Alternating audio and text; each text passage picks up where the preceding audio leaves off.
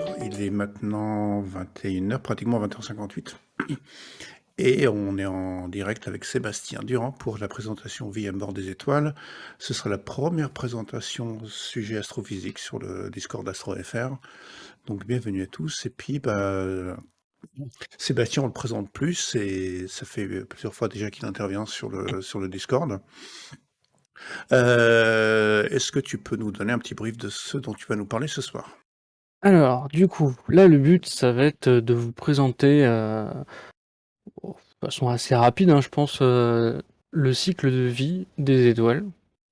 Alors, il y aura plein de cas particuliers qu'on va pas aborder, ou très rapidement à l'oral. Voilà. Le but, c'est pas de faire un truc qui dure 20 ans. Le truc, c'est pas de faire quelque chose qui est adapté à des astrophysiciens. Le but, c'est de faire quelque chose adapté à tout le monde. Les 2-3 bases de physique qui seront nécessaires pour comprendre, on va les aborder. Voilà. Et il y aura très peu de chiffres. Voilà. D'accord, très bien. Parce que c'est Voilà, pas mon truc de donner des chiffres dans tous les sens. d'accord, cool. Cool. C'est très bien.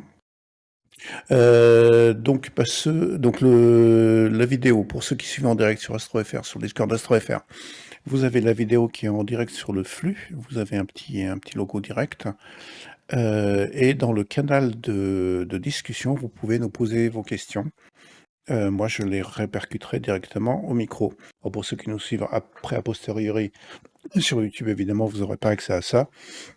Mais en tout cas, sachez que cette présentation, cette conférence est diffusée dans un premier temps en direct sur le Discord d'Astronomie, astro-fr.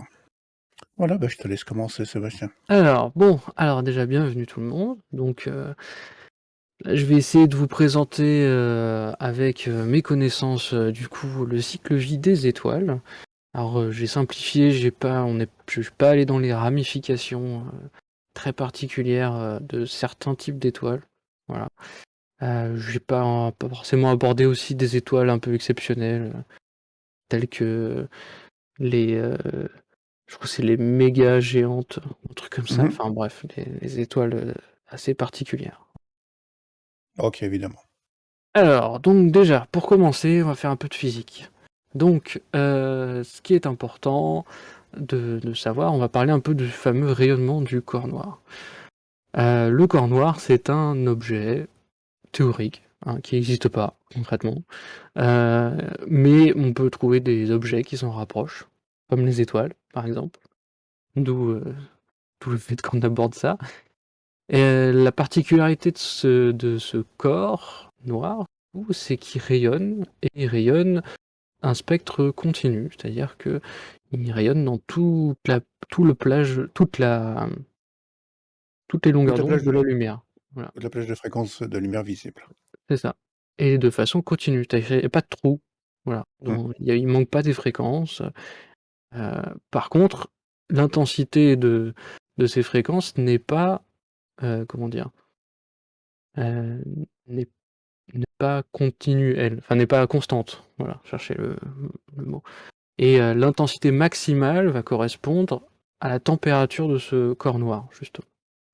Donc par exemple, nous, on peut considérer que l'humain est un corps noir, du coup, et donc nous, on est très froid, donc on est même plutôt dans la partie ondes radio, Mhm. dans ce coin-là. Par contre, si on commence à nous chauffer un peu plus, on commence à émettre des infrarouges au maximum, puis après dans le rouge, moi, mort hein, à ce moment-là. Alors, quand tu parles de nous, c'est les gens. Oui, un être humain par exemple. D'accord. Voilà. Alors ce qu'on va trouver aussi dans la nature, souvent, ça va être tout ce qui est une barre de métal par exemple. Quand on va la chauffer, au début, elle va devenir rouge. Puis Mhm. après, petit à petit, elle va devenir jaune, blanche, et puis elle va devenir bleue, si elles font pas. Si elle a Mhm. fondu avant, bon bah on verra pas le bleu. Mais c'est en général l'exemple que les gens ont vu dans la réalité. Mhm. Et donc ce changement de couleur va correspondre du coup au changement de température de ce fameux corps. D'accord. Donc si on considère qu'une étoile est un corps noir, on peut trouver la température de l'étoile en regardant le maximum d'émissions de longueur d'onde de cette étoile, justement. Donc par exemple, pour notre Soleil, c'est 5700 et quelques Kelvin, du coup. Alors Mmh. Kelvin, j'ai pas dit, c'est une échelle de température. Pour faire la conversion, c'est juste un offset, donc c'est-à-dire que quand vous êtes à 0 degré Kelvin, vous êtes en fait à moins 273 degrés Celsius. Ce qu'on appelle le zéro absolu. L'unité de Kelvin, Voilà, c'est l'unité qui est utilisée en science pour la mesure de la température, et le 0 Kelvin correspond à ce qu'on appelle le zéro absolu.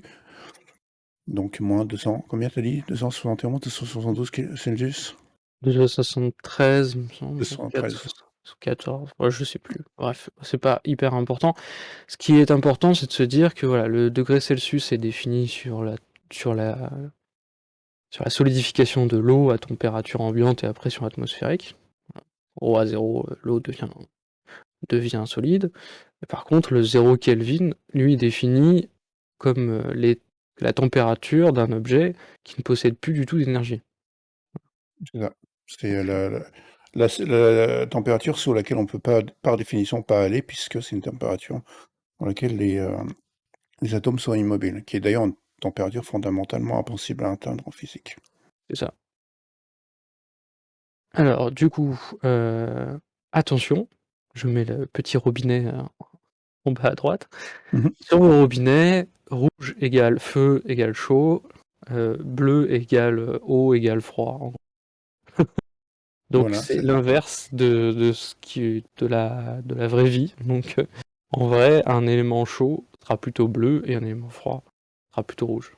Voilà. Donc, Alors attention, quand on parle de chaud, pour du bleu, on parle de quelque chose qui est à un peu plus de 7000 Kelvin.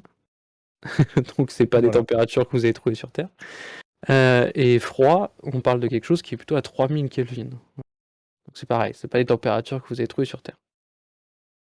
Nous, Voilà. les trucs les plus chauds qu'on a, ils émettent plutôt dans les infrarouges. Voilà. Alors, deuxième chose qui sera un peu notre fil rouge, du coup, euh, lors de cette présentation, c'est un diagramme, alors, avec un nom à coucher dehors, Oui. qui est le nom de personne. Le diagramme de Erström, je vais y arriver, Ersprung-Russell, du coup. Sprung-Russell, ça c'est Voilà. Benjamin qui devra nous aider pour la prononciation du premier. Et alors, ce diagramme, qu'est-ce qu'il va nous permettre? On peut le tracer avec différentes choses. Déjà, on va prendre la couleur de l'étoile, donc on va faire l'intensité de l'étoile en bleu moins l'intensité de l'étoile en vert. Donc en fait, vous pouvez très bien faire un diagramme HR vous-même, concrètement, en prenant une photo du ciel. Vous avez juste à le prendre avec un filtre bleu et prendre avec un filtre vert. Voilà. Et puis après, il faut calculer la magnitude absolue. Donc la magnitude absolue, ça correspond à la magnitude d'un objet, donc l'intensité lumineuse d'un objet, à une distance bien précise, qui est d'1 parsec. Voilà. Euh, du coup, le Soleil, là, sur ce diagramme par exemple, on a mis le Soleil, c'est égal à 1. Le Soleil, il se trouve ici, dans le diagramme. Donc Donc, il est jaune. c'est une référence arbitraire. Oui, c'est une référence arbitraire, parce que la magnitude absolue du Soleil elle est de 4 et 4,7, 4,8. Donc elle n'est pas du tout à 1. Voilà. Par contre, Vega, par exemple, qui sert de magnitude de référence, sa magnitude absolue n'est pas la magnitude de référence, par contre. La magnitude de Vega, par exemple, on dit que c'est 0, c'est la référence de magnitude observable, mais c'est pas la référence de magnitude absolue. La différence entre la magnitude observable et absolue, observable, bah, c'est la magnitude que vous voyez depuis la Terre. Voilà. Donc le Soleil il a une très forte magnitude depuis la Terre, parce qu'il est très proche. Mhm. Par contre, la magnitude absolue, c'est on met tous les objets à la même distance et on compare leur luminosité. C'est d'ailleurs la seule façon de comparer la luminosité de deux objets de façon propre. Tu les mets à quelle distance? 1 parsec. Alors, je me rappelle plus D'accord. c'est quoi la conversion Là, en on en dit années-lumière. quelqu'un demande c'est 1 parsec ou 10 parsecs, donc est-ce qu'on est, Attends, je vais vérifier.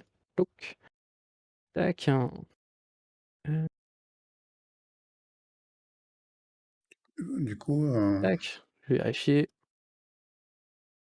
10 parsecs, c'est ça. Donc ça c'est fait 10 parsecs, hein. 32,6 années-lumière. Merci Ben, de la correction. merci Hugo effectivement pour la question. Voilà. Donc 1 parsec, c'est 3,26 années-lumière. Voilà, pour information. D'accord, donc Heu, 32 années-lumière. voilà, 10 parsecs, 32 années-lumière. Donc le soleil se retrouve, dans cette zone-là. Donc le graphe que vous voyez là, tous les points que vous voyez, c'est, le catalogue Hipparcos, en fait. C'est un graphe que vous pouvez trouver sur Wikipédia, hein. D'accord, Heu et donc là, en fait, c'est en gros une partie des étoiles de la Voie lactée qui ont été classées qui ont été et classés on sur leur magnitude. voilà, c'est ça. Magnitude et couleur. Leur magnitude absolue, d'accord, OK. Donc couleur aussi, c'est égal à la température. C'est le même graphe, en fait, en Mmh. réalité. Donc Ouais, on peut tout à les fait. classer si vous connaissez la température, à moins d'aller sur l'étoile, vous pouvez pas la connaître. Heu, donc on va plutôt voir la couleur et dire grâce au rayonnement du corps noir, la température. Déduire la température grâce à la lumière de l'étoile. OK. Donc on voit qu'il y a énormément d'étoiles sur cette diagonale, voilà, on appelle la séquence principale, et qu'on a un petit paquet d'étoiles aussi dans la partie, géante. Et quelques petites étoiles en bas là qui sont, un peu hors graphe, qui sont les naines blanches, voilà. Qui sont plus des restes d'étoiles que des étoiles, en réalité. On en parlera un peu après. D'accord. Heu, après on va trouver des supergéantes, et d'autres étoiles encore au-dessus, qui seront beaucoup plus lumineuses. Parce que là, du coup, le soleil, il a l'air d'être au milieu du graphe Ouais, mais c'est et arbitraire ça, hein. ouais, c'est arbitraire, mais c'est parce qu'on n'a pas pris en considération, hem, des étoiles qui seraient un petit peu plus haut sur le graphe. On les a pas dessinées ou pourquoi est-ce qu'il est exactement au milieu? Ah si, si, là ils ont été tous mis, hein, sur le graphe. D'accord, OK.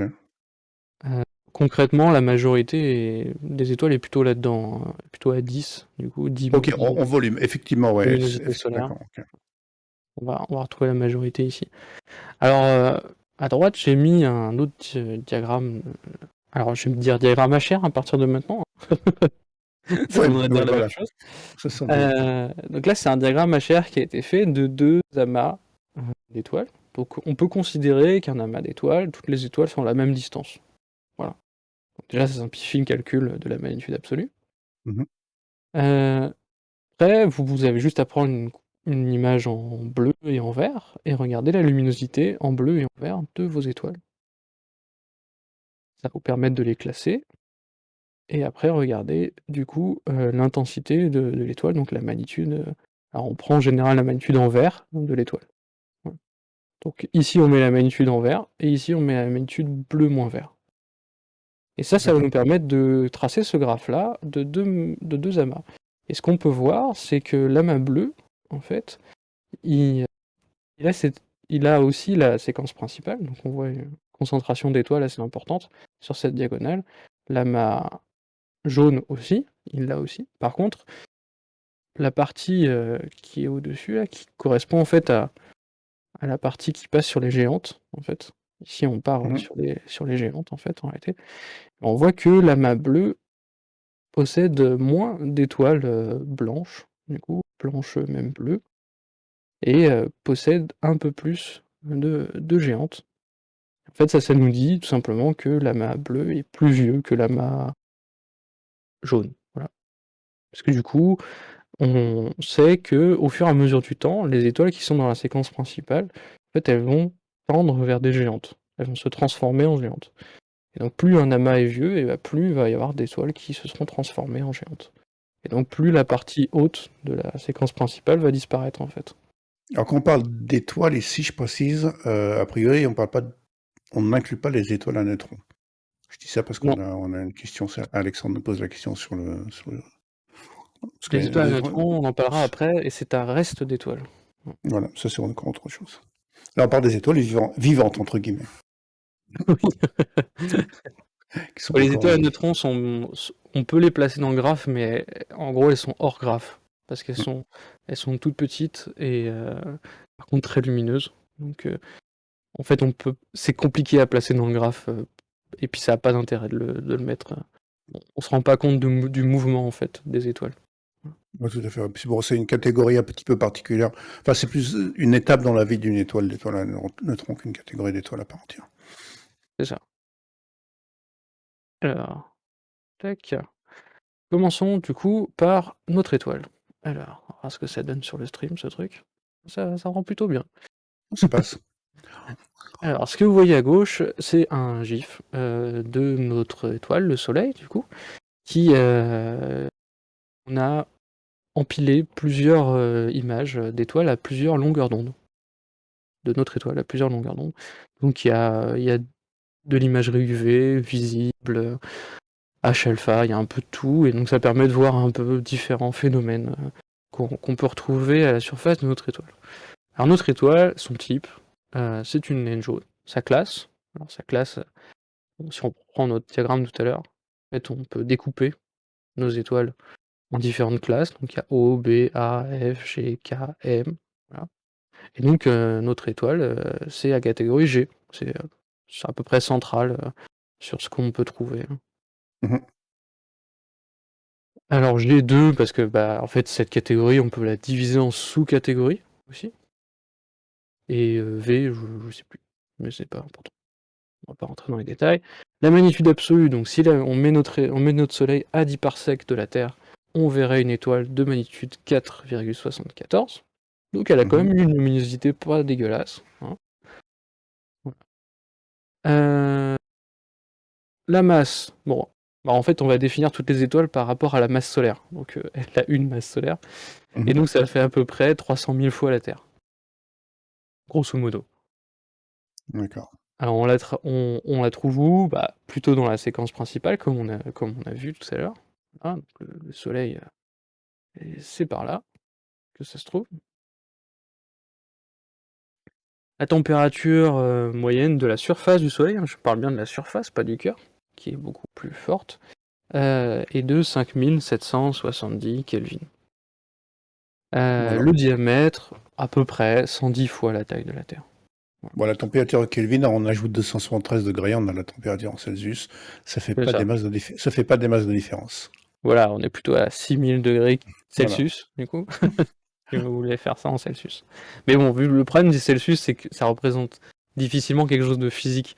Tout à fait, ouais. Ça représente vraiment l'eau, ça solide, mais à la température ambiante, à Enfin, la température, à la à la pression, pression ambiante.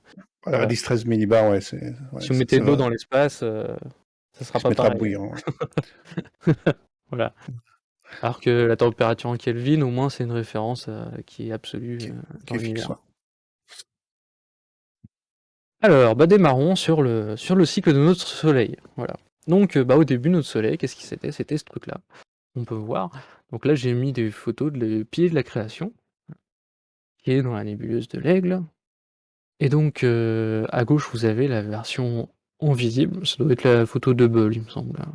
Et à droite, vous avez la version infrarouge. Voilà. Il y a une notification. Ah oui. Tu viens de recevoir un courrier. Elle est partie. Donc ce qu'on peut voir en différence dans les deux images, c'est-à-dire que l'infrarouge en fait va nous permettre de passer un peu à travers le gaz de ces nébuleuses pour pouvoir voir ce qu'il y a derrière. Et donc ce qu'on voit, c'est qu'il y a vachement plus d'étoiles. Voilà. Pourquoi? Parce que tout simplement, dans cette nébuleuse, tout le gaz qu'on voit autour en fait nous cachait les étoiles, nous empêchait de les voir. Et en fait, on s'aperçoit même que au bout des piliers, là, on a du gaz beaucoup plus épais, et donc là, même les infrarouges ont du mal à passer, mais on devine qu'il y a des étoiles dans ces nuages de gaz. Et en fait, c'est des étoiles qui sont en cours de formation. Alors j'en profite pour une petite parenthèse. Ouais. C'est là qu'on se rend compte pourquoi le télescope, le James Webb, est un télescope infrarouge. Parce que vous voyez à quel point les infrarouges traversent les obstacles qui sont les poussières interstellaires, et à quel point, donc sur la lumière, sur l'image de droite, à quel point on voit beaucoup mieux, on a beaucoup plus d'informations de ce qui se passe derrière. Alors que Hubble, lui, est limité à la lumière visible à gauche. Et c'est la lumière visible, pardon, c'est un ensemble de longueurs d'onde qui est très susceptible d'être absorbé par tous les éléments que la lumière va rencontrer dans l'espace sur son chemin vers la Terre. Vous voyez l'intérêt vraiment de faire de l'infrarouge en astronomie. Voilà. Par contre, c'est pas forcément très accessible. Infrarouge en astronomie amateur. Voilà, ouais, Encore. tout à fait. Pour l'instant, hein, parce que les choses ont quand même bien avancé. Et ça pourrait le devenir. Alors là, on parle d'étoiles. On va parler de cycles d'étoiles qui font en moyenne en dessous de 10 masses solaires. Donc ça comprend notre Soleil, qui fait moins de 10 masses solaires. Et donc bah, l'étoile, elle démarre comme ça, voilà, juste un paquet de gaz et de poussière qui se balade dans l'univers. Voilà. Après, donc là, c'est une autre nébuleuse, donc c'est la nébuleuse d'Orion, qui est assez connue. Et donc, dans cette nébuleuse d'Orion, quand on zoome à certains endroits, on peut trouver des sortes de petits disques de gaz. Et donc, ces petits disques de gaz, c'est quoi? En fait, c'est des étoiles qui viennent de naître et ce qui éclaire en fait le gaz qui sont autour d'elles. Voilà. Donc, ces disques, on appelle ça des disques protoplanétaires. Donc là, l'étoile est déjà créée. Au milieu, on a ce qu'on appelle une proto-étoile. Et autour, on a un nuage de poussière et de gaz qui a tendance à s'aplatir en disque. Voilà. Alors, en vue d'artiste, ça donne ça. J'aime bien cette image. Donc au milieu, on a notre proto-étoile, et on voit même qu'il y a une protoplanète en cours de formation qui a commencé à manger une partie de la poussière de ce disque. Oui, tout en bas là, effectivement. Alors c'est la gravité hein, qui fait que la Exactement. matière se condense en disque. Donc comment on crée une étoile? En fait, tout simplement, dans votre nuage, il y a des irrégularités. Il n'est pas homogène. C'est-à-dire qu'il y a des endroits où il y a un peu plus de matière. Donc ces endroits où il y a un peu plus de matière, qui dit plus de matière dit plus de gravité, donc dit j'attire les voisins autour de moi. Et donc petit à petit, j'attire les voisins, que une irrégularité dans le nuage de gaz va se transformer en un grumeau, qui va se transformer au bout d'un certain temps, à force de compression, grâce à la gravité, en une étoile. Voilà. C'est ça, c'est vraiment l'effet boule de neige appliqué à la gravitation. À partir du moment où il y a un peu plus de masse à un endroit qu'ailleurs, automatiquement, ça va attirer la masse autour, qui va Voilà. venir s'ajouter, etc. Et donc on arrive à un effet boule de neige. Alors du coup, cette masse, cette irrégularité, elle peut être créée par exemple par d'autres phénomènes autour de la nébuleuse, qui va venir comprimer la nébuleuse à certains endroits. Par exemple une supernova, par exemple, on en reparlera un peu après. Ou grâce à une étoile à côté qui vient de naître et qui du coup, grâce à son vent solaire, donc aux particules de lumière et aux protons qu'elle envoie dans l'espace, va venir aussi comprimer le gaz autour d'elle. Donc il y a en fait une étoile qui se crée peut engendrer une étoile à côté, qui se crée aussi. Voilà. Ça fait des ondes de choc en fait dans cette espèce de masse, enfin de nuages de poussière. Et C'est ces ça, ondes de choc, elles vont avoir tendance à regrouper la matière, à la compresser un petit exactement. peu. Et à partir du moment où on a commencé à compresser la matière, ça y est, le cycle est parti. Voilà. Donc, alors là, ce qu'on a, notre étoile, elle est en phase qu'on dit théorie. Donc c'est une phase intermédiaire entre la proto-étoile et l'étoile finale. Donc par exemple le Soleil. Donc la phase théorie, c'est une phase où l'étoile, elle est très très active. Donc elle émet énormément de vent solaire et énormément de rayonnement autour d'elle. Et donc ça va avoir pour effet d'éjecter le gaz léger qui est autour d'elle. Donc tout ce qui est hydrogène, hélium, qui n'a pas été accumulé dans l'étoile, va être expulsé autour d'elle. Donc ça se voit au niveau du système solaire, parce que bah, les planètes géantes, elles ne peuvent pas être créées trop proches d'une étoile à cause de ça. C'est-à-dire que l'étoile en phase théorie, elle va expulser l'hydrogène et l'hélium à une certaine distance d'elle, et du coup, dans la partie centrale du système solaire, en fait, on va retrouver plus beaucoup d'hélium et d'hydrogène. C'est pour ça que les planètes telluriques ont très peu d'hélium et d'hydrogène par rapport à la composition du Soleil. Et du coup, c'est pour ça qu'on se retrouve avec les géantes gazeuses comme Jupiter, Saturne, C'est ça. qui sont plus loin parce que c'est là qu'était l'hélium et l'hydrogène. Alors C'est là que où il était expulsé. Voilà. Alors que les plus près, il restait plus que la roche, qui s'est donc condensée en planète rocheuse, planète tellurique qu'on appelle ça. La roche, et même on peut parler d'éléments juste lourds, en fait. Ouais. Ouais. Tel l'oxygène, le carbone, ce genre de choses. Alors, du coup, quatrième étape, l'étoile naine. Donc là, après, en fonction de la masse qu'on va avoir, on va créer du coup une naine rouge. Donc là, c'est plus avec très peu de masse, donc à peu près la moitié de la masse du Soleil.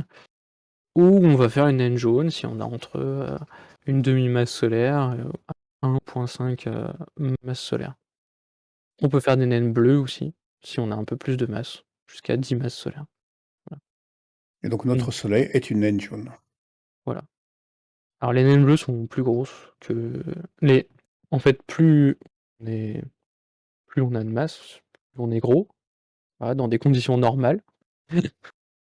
On en parlera après pourquoi je dis ça. Mhm. Donc les naines rouges, c'est les plus petites. Les naines jaunes, c'est les moyennes, et les naines bleues, c'est les plus grosses. La différence Alors, que. alors, Yes. avec, Ouais, je réponds juste à vas-y. Alexandre qui demande si c'est possible de confondre une étoile avec un trou noir, avec un disque d'accrétion autour. Mais bah, je te laisse répondre. Après, Bah oui, on peut, mais en fait, ça va être une problème de résolution. C'est-à-dire que si un trou noir a un disque d'accrétion autour de lui, il va émettre de la lumière. Par contre, la lumière qu'il va émettre sera pas la même. Donc si tu es capable d'analyser cette lumière, tu vas difficilement le confondre avec une étoile, en fait. absolument. La signature lumineuse d'une étoile est différente d'un disque d'accrétion autour d'un trou noir. Voilà. Oui, et puis surtout, la différence principale que tu vas avoir également, c'est qu'au milieu, tu n'auras pas une source de lumière. Alors qu'avec une étoile, tu auras la source de lumière qui est l'étoile. Alors que C'est le ça. trou noir, tu n'auras par définition rien du tout au milieu. Après, bon, il faut réussir à voir enfin, Bah, avoir une résolution telle pour différencier le milieu de tout ce qui est c'est autour. ça. Voilà. Alors, en ce qui concerne la durée de vie en fonction de la masse, peut-être que tu vas en parler plus tard, je sais pas. J'en parle pas trop, c'est vrai que j'ai pas trop abordé cette partie-là, mais en gros, moins vous avez de masse, plus vous durez longtemps. Voilà, Est-ce pour qu'on... faire simple. Donc D'accord. plus vous avez de masse, plus vous allez brûler votre carburant vite, et donc moins vous allez durer longtemps. Donc là, sur ces objets-là, donc les étoiles naines, on a des durées de vie de l'ordre de plusieurs milliards, voire plusieurs dizaines de milliards d'années. Donc les naines rouges, on est à plus de 10 milliards d'années, durée de vie. Les naines jaunes, on est jusqu'à 10 milliards d'années à peu près. Et les naines bleues, on est plutôt de l'ordre de la milliard d'années de durée de vie. L'autre cycle qu'on parlera après, là on est sous le milliard d'années. Donc là on parlera en millions d'années plutôt, de durée de vie. Donc là on parlera des géantes et des super géantes. Mm. Donc au début de l'univers, il y avait quand même plus de super géantes et de géantes. Que le cycle était beaucoup plus rapide. Au Mm. fur et à mesure du temps, on a créé plus en plus de naines. Alors pour parler un peu de comment ça se passe à l'intérieur de ces étoiles. Donc les naines rouges, elles ont deux parties. Donc on a un noyau qui est légèrement convectif, et après toute l'enveloppe, le transfert d'énergie entre le centre et le bord se fait par convection. Le transfert principal, hein. Bien sûr, il y a un petit peu de conduction, il y a un petit peu de radiation, mais le principal, c'est par convection, Alors, alors la donc par convection, déplacement de matière. voilà, donc la convection, c'est la même chose que ce qui se produit dans l'atmosphère terrestre lorsque le soleil tape en journée, bah, il y a l'air chaud le soleil va chauffer le sol va chauffer l'air au contact du sol va se dilater et va monter avec Mm. plus d'altitude, remplacé par de l'air froid qui descend. Donc c'est la même chose mais avec de la matière. Sinon, un bon exemple que vous avez dans la vie de tous les jours, votre casserole, quand vous faites bouillir de l'eau, quand vous transférez la température de votre plaque chauffante vers la casserole, c'est de la conduction. Et quand vous transférez la température de votre casserole vers enfin, du fond de la casserole vers le haut de la casserole, c'est de la convection, parce qu'en fait, c'est l'eau qui va venir monter et descendre dans la casserole. Alors, pour les naines jaunes, du coup, là, on a un centre assez important dans lequel le déplacement se fait par radiation, donc c'est par lumière. C'est la lumière qui va transporter l'énergie. Voilà. Et après, sur le bord de l'étoile, on a une zone convective qui va du coup, pareil, transporter l'énergie à la surface. Voilà. Mm. Et après, dans les naines bleues que j'ai pas mis, en fait, c'est l'inverse, c'est-à-dire que le centre est une zone convective, du coup, par déplacement de matière, et le bord est une zone radiative. Voilà. D'accord. Donc par la lumière. Donc en fonction de l'étoile, on va avoir un comportement différent. Alors je fais une petite parenthèse sur la taille des étoiles. Voilà. Alors un petit schéma. On voit pas notre soleil, c'est trop petit. Tellement il est petit. Voilà. Donc notre soleil, c'est 1 pixel hein, sur l'image concrètement. Donc ça c'est une naine. Sirius, là on commence à être à la limite entre une naine et une géante. Et après, Pollux, Arcturus, Rigel, tout ça c'est des géantes, voilà. Et Betelgeuse, Antares, c'est des super géantes. Voilà. C'est là que tu vois vraiment la différence de taille. Et je crois que Betelgeuse, c'est la seule étoile qui a pu être résolue au télescope. C'est-à-dire la seule étoile dont on a pu faire une photo et qui est autre chose qu'un point sans dimension, c'est-à-dire dont on voit vraiment le diamètre. Enfin, contredis-moi si je me trompe, mais il me semble que c'est ça. Oui, bah ils ont essayé de faire de l'imagerie par interférométrie avec le VLT dessus, effectivement. Mm. Et sur Euh, Internet, on trouve les photos de Betelgeuse, et c'est marrant parce que c'est une étoile qui est un petit peu boursouflée, comme elle est en fin de vie. Elle n'est pas totalement sphérique. ouais, en plus les images que nous on voit au final, c'est des retraitements de données scientifiques, hein. Donc il faut faire attention aussi à ce genre d'images, pas forcément représentatif de la réalité parce qu'on arrive à peine à les résoudre, hein. Voilà. Ouais, tout à fait. Ouais. Mais tel jeu a l'avantage de pas être très très loin. Elle est très grosse, mais elle est aussi pas très loin, donc on peut facilement y accéder. Alors, Alors, dans ouais, le domaine des fun facts, ouais. euh, il y a la lumière du soleil nous parvient en 8 minutes et demie à peu près. Mhm. Est-ce que quelqu'un sait combien de temps il faut à la lumière pour aller du centre du soleil jusqu'à la surface? Alors, du coup, je remets ça. Ça, c'est en rapport. C'est- Tu veux que quelqu'un réponde ou Ouais, ouais, tu veux que je je regarde réponde? si. Bah, alors enfin, oui, laisse les gens un petit peu répondre parce que toi peut-être que tu connais la réponse, mais c'est marrant parce que bah, la lumière, donc bah, le photon, c'est la particule la seule particule qui voyage à la vitesse de la lumière. Mais là, c'est surprenant alors on me dit 1 heure, quelques milliers d'années. Alors une heure, on n'y est pas. Alors les gens, je suis sûr qu'ils sont en train de regarder sur Internet. Alors la réponse, je vais la donner tout de suite, c'est 250 000 ans au photon pour sortir du cœur du Soleil et pour atteindre la surface. Donc on va regarder le Soleil. Dites-vous bien que les photons que vous voyez, la plupart du temps, ils ont mis 250 000 ans avant de sortir de sortir du Soleil pour arriver jusqu'à vous. Du coup, pourquoi? Bah, parce que justement, au milieu du soleil, le déplacement du photon est pas efficace, en fait, parce qu'il se fait par radiation, en fait. C'est-à-dire que le photon est émis au centre de notre étoile, puis après il va taper un atome qui va absorber le photon, puis le réémettre, etc., etc., en fait. C'est ça. Et jusqu'à arriver à la zone convective, où là, par contre, il sera éjecté très rapidement, en fait. C'est ça. Voilà, c'est toujours compliqué lorsqu'on parle de déplacement de photons dans un milieu parce que on tape dans la physique quantique et ça devient très très complexe. Décrire le mouvement d'un photon C'est ça. dans la matière.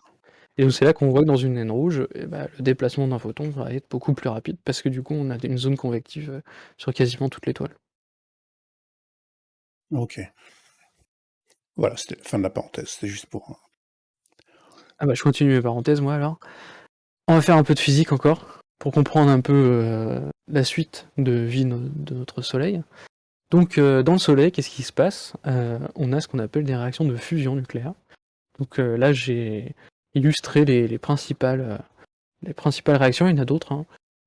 Ça c'est on va dire, les réactions de départ. Donc on a la principale réaction qui sera faite dans notre Soleil, qui sera du coup d'associer donc les boules rouges que vous voyez, c'est des protons, et c'est aussi ce qu'on appelle un atome d'hydrogène, qui possède seulement un proton. Alors on peut le trouver sous forme avec un neutron, voilà aussi. Mais voilà, ce qui définit un atome d'hydrogène, c'est un atome qui possède un seul proton. Il peut avoir autant de neutrons qu'il veut, mais il faut qu'il ait un seul proton, sinon c'est que c'est pas l'hydrogène. S'il a 2 protons, c'est que c'est un atome d'hélium. S'il a 3 protons, c'est un autre truc, etc., etc. Donc on va prendre 2 atomes, 2 protons, donc 2 atomes, d'hydrogène, on va les faire, se rencontrer avec, beaucoup d'énergie, donc dans un milieu très, très chaud, plusieurs millions de degrés, et ils vont produire du coup un positron, c'est l'inverse du neutron, c'est de l'antimatière, en gros. Et le machin qui est là, c'est un neutrino. Voilà. Donc c'est une particule qui va très, très vite, dans l'univers. Donc ça va permettre de créer un proton associé à un neutron. Donc, mmh. c'est-à-dire qu'en gros, il y a un des protons qui s'est transformé en fait en neutron, en s'associant. Donc, ces 2 particules ensemble vont rencontrer un autre proton. Cette fois-ci, ils vont produire un rayon de lumière, qu'on appelle du coup, j'ai dit inverse du neutron? Oui, c'est inverse de Oui, l'électron, ouais. oui, Oui. tout à fait. J'étais en train de regarder un truc sur mon téléphone, j'ai même pas fait attention. Non, non, non, tu raison. Du coup, le proton avec le neutron, donc ça c'est toujours un atome, d'hydrogène, hein, va rencontrer un proton seul, et ça va donner un rayon de lumière, donc un rayon gamma, donc un rayon de lumière très très énergétique, hein. Mmh. Et ça va créer du coup cet atome qui est un atome d'hélium, vu qu'il y a 2 protons, avec un seul neutron, et il va rencontrer un autre atome d'hélium qui possède qu'un seul neutron, et en se rencontrant, en fusionnant, ça va donner 2 protons, plus un atome d'hélium avec 2 neutrons. Voilà. Si je me souviens bien de mes cours, ça s'appelle le cycle proton-proton. Possible. Mais Des en tout vieux cas, cours. c'est ce qui se passe dans le Soleil. Voilà. Et du coup, c'est ces protons là qui vont après recollisionner avec d'autres choses et puis continuer les cycles de fusion. Voilà. Donc ça, c'est en gros ce qui se passe actuellement au cœur de notre Soleil. Seulement au cœur, hein. Au niveau de l'enveloppe, il n'y a pas assez de température, il n'y a pas assez d'énergie, donc sous forme de température, pour enclencher ces cycles de fusion. Voilà. Après, si jamais notre étoile serait plus grosse, donc si ça serait une géante par exemple, elle serait capable de fusionner de l'hélium pour donner, donc ça c'est Be, c'est beryllium, euh, Et non pour pas donner Berilus. voilà, pour donner du carbone. Voilà. Donc là, on va émettre encore des rayons gamma, donc on va encore émettre de la lumière, mais beaucoup plus dans cette réaction que, donc beaucoup plus d'énergie du coup. La lumière c'est aussi de l'énergie. Donc Mmh. cette réaction-là, donc la réaction hydrogène vers hélium, est beaucoup moins énergétique que la réaction hélium vers carbone. Et après, on va avoir d'autres réactions qui vont nous permettre de créer de l'azote et de l'oxygène. Mmh. Donc ça, c'est une réaction qui tourne, c'est-à-dire que concrètement, c'est infini. Voilà. Et après, on peut faire d'autres éléments. Je vais pas rentrer, on va pas faire les autres réactions, hein, parce que déjà je les connais pas, et puis elles sont beaucoup, beaucoup plus complexes. Mmh. Et ça va nous permettre d'avoir une étoile un peu en couche d'oignon.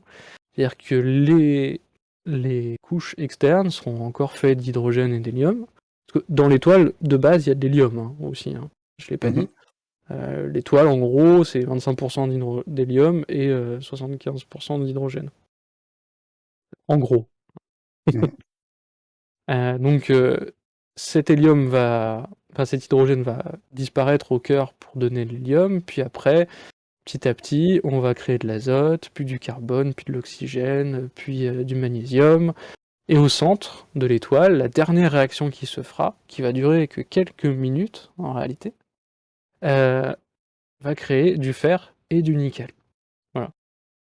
Donc on se doute que les éléments jusqu'au fer et nickel seront de moins en moins abondants dans une étoile. Oui, quand une étoile se met à fabriquer plus que du fer, c'est mauvais signe pour elle. En fait, c'est la fin de sa vie. Voilà.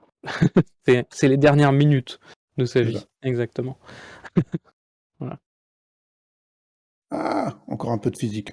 Oui. Ouais, encore. Je vais t'étrangler. Merde, vous n'avez rien vu. Euh, Alors, dernière petite chose qu'il faut parler, dans une étoile, il y a une sorte d'équilibre de force. Donc, en, en noir, les flèches noires, ça va représenter ce qu'on appelle la pression radiative. Donc, c'est la force qui est exercée par les photons, qui sont du coup produits par la réaction de fusion, qui vont avoir tendance à dilater l'étoile. Et après, on a une autre force qu'on connaît très bien, qui est la gravité, qui va avoir tendance à, elle, à comprimer l'étoile. Et donc notre Soleil est à l'équilibre, donc c'est-à-dire qu'il y a actuellement autant de pression radiative que de pression due à la gravité. Et ça qui fait qu'il garde sa taille. Si jamais on arrête les réactions thermonucléaires, c'est la gravité qui gagne et l'étoile va se comprimer. Si Mhm. jamais on fait des réactions thermonucléaires plus fortes, donc des réactions de fusion, je dis thermonucléaire, fusion, c'est un peu pareil. Euh, Si on fait des réactions plus fortes, bah, ça va avoir l'effet inverse, l'étoile va se dilater, jusqu'à revenir à l'équilibre. Ou pas. On parlera ça un peu après. Donc, cinquième étape, notre Soleil a brûlé la majorité de l'hydrogène qu'il a en son cœur. Du coup, ce qui va se passer, c'est qu'on a notre Soleil qui va commencer à s'écrouler sur lui-même. Il va enclencher une implosion, exactement. Il va pas aller jusqu'au bout, heureusement pour nous. Donc petit à petit, il va se comprimer, parce que du coup, perte de la pression radiative, il n'y a plus que la gravité. Il va se comprimer, jusqu'à chauffer beaucoup plus, et à ce moment-là, il va enclencher une nouvelle réaction qui va permettre de synthétiser du carbone et de l'oxygène à partir de l'hélium. Donc cette Mhm. réaction donnant beaucoup plus d'énergie, le Soleil va se mettre à se dilater, mais se dilater beaucoup plus qu'il n'était avant. Voilà. Parce que vu que la réaction est plus forte, alors il y a plus de pression radiative. Donc son enveloppe va se mettre à faire à peu près cette taille-là. Ça, c'est une simulation de la taille du Soleil par rapport. Ça, c'est à l'échelle, hein, pas de taille Mhm. par rapport à la taille de la Terre. La Terre est beaucoup plus petite que ça. Mais en termes de distance, c'est à peu près cohérent. Voilà. Alors, tout le monde n'est pas d'accord, hein, parce que c'est un peu compliqué à calculer physiquement quelle sera la taille du Soleil. Mhm. La physique dans ces domaines est quand même pas mal avancée, mais elle n'a pas de détails elle est pas assez précise pour dire exactement bah, le Soleil, quand il va se transformer en géante rouge, il fera exactement cette taille-là. Les estimations, c'est qu'il ira au-delà de Vénus. Ça, ils sont quasiment tous sûrs de ça. Par contre, il y en a qui disent qu'il va jusqu'à la Terre. Il y en a qui disent que ça va englober l'orbite de la Terre. Donc encore plus grand que ça.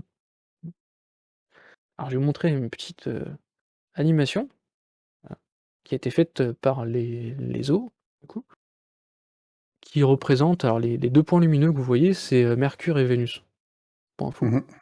Voilà. Ok. Donc là, elles ont très très chaud. Donc Là, là, c'est le le soleil, le soleil, soleil est en train de se dilater. voilà, pour retourner à l'équilibre.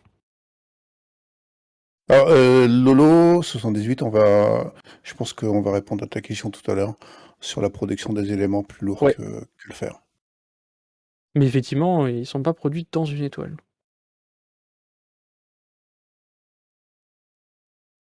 Ouais, donc ça, c'est l'hypothèse de la géante rouge qui absorbe l'orbite de la Terre, C'est ça, je crois. exactement. Alors, J'ai vu la question d'intensité gravitationnelle va augmenter aussi pendant la dilatation. Heu, non, parce qu'il y a toujours la même masse, donc il y a Non. toujours la même gravité, du coup, donc ça change pas et en fait, c'est en se dilatant, la pression radiative va diminuer jusqu'à retourner à l'équilibre. C'est ça, c'est-à-dire qu'on a plus de force qui s'exerce de l'intérieur vers l'extérieur, d'où la dilatation. C'est pas que la gravité diminue ou augmente ou quoi, c'est juste que l'équilibre des forces est modifié, mais la quantité de masse reste la même et donc la gravité de l'étoile reste la même. C'est ça. Alors, la 6e étape, qui est la dernière, c'est la nébuleuse planétaire. Alors j'ai mis «planétaire» entre guillemets, hein, pour insister que ça n'a rien à voir avec une planète. On a appelé Juste ça des nébuleuses planétaires parce que quand on observait ça dans le ciel, bah, en fait, ça ressemblait à une planète parce que c'était un disque. Alors que toutes les autres étoiles qu'on regardait dans le ciel, bah, c'était des points et c'est ça ça, ouais. ressemblait pas à une galaxie non plus. Donc on s'est dit: «Bah, on dirait une planète» et quand on a zoomé dessus, on s'est aperçu que c'était pas une planète. Donc on a gardé le côté nébuleuse planétaire. Voilà. Alors c'est sûr, pour répondre à Alexandre, que en cas de supernova, bon, le souffle détruit la Terre. Ça, il n'y a pas de question à se poser là-dessus. Si c'est pas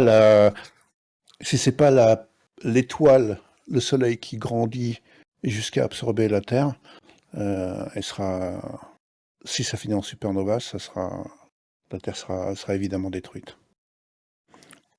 Alors, Alors, heu, qu'est-ce qui se passe là? Comment on se retrouve avec ce machin? Alors, pour info, l'image que je vous ai mis, c'est une photo, de la nébuleuse de la Lyre. mhm, Vous êtes pas très habitué joli. à la voir comme ça.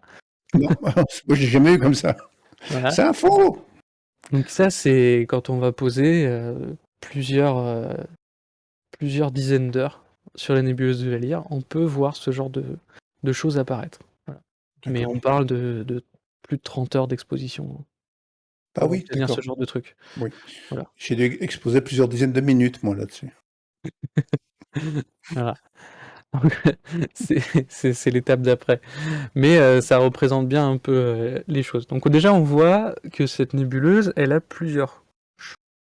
Donc on a une couche rouge externe, on a une couche après qui va tourner vers le jaune, puis vers le vert, et au centre plutôt vers le bleu. Voilà. Et si on regarde bien au centre de cette nébuleuse, vraiment, on a un point lumineux. Voilà. Mhm. Alors, ce point lumineux, on va en parler juste après. Donc, en fait, tout ce qu'on voit autour là, qu'est-ce que c'est? C'est l'enveloppe de l'étoile qui a été éjectée dans l'univers. Voilà.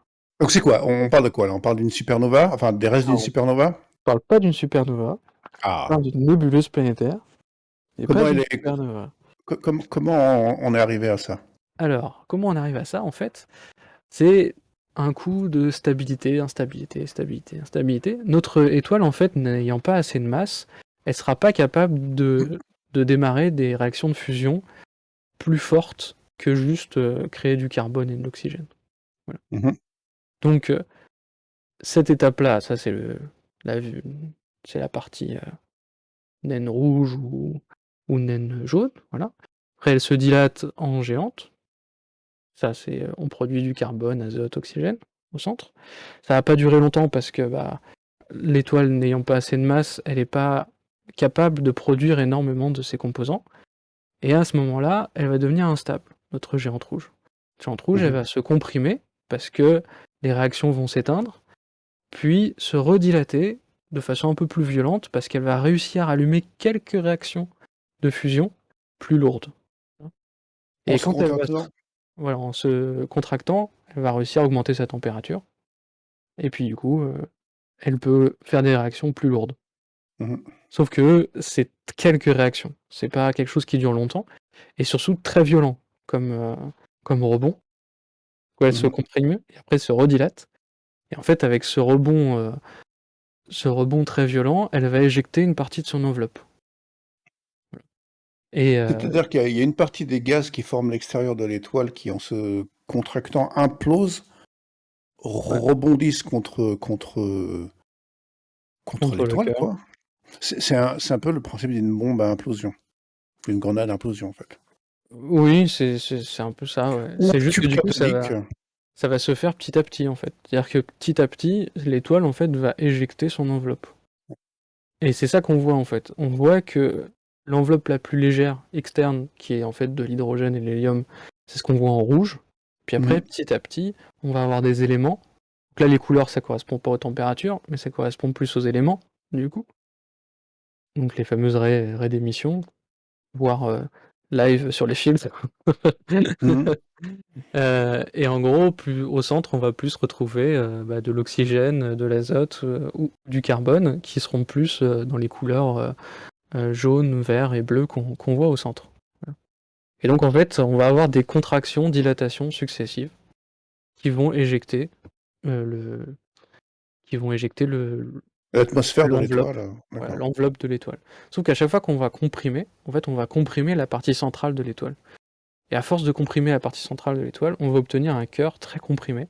Et ce sera tout ce qui restera à la fin. Et ce cœur très D'accord, comprimé, on appelle ça une naine blanche. d'accord. Donc là, il n'y a pas eu d'explosion catastrophique. Exactement. On parle pas de supernova. Ça reste quand même un phénomène assez violent, hein. Mhm. Mais c'est pas un phénomène qui va se voir comme une supernova, par exemple aussi lumineux qu'une galaxie. On a eu d'idée de combien de temps durent ces cycles de contraction et de dilatation? Non, je sais pas. Je D'accord, bon. pense qu'on a une idée de combien ça dure, parce qu'on commence à avoir des visions assez claires sur ces nébuleuses planétaires, parce que petit à petit, en fait, on en trouve de plus en plus, des nébuleuses planétaires, et le problème, c'est que plus elle est petite, plus elle est au début de sa vie, et plus elle est difficile à trouver. Du coup. D'accord, ok.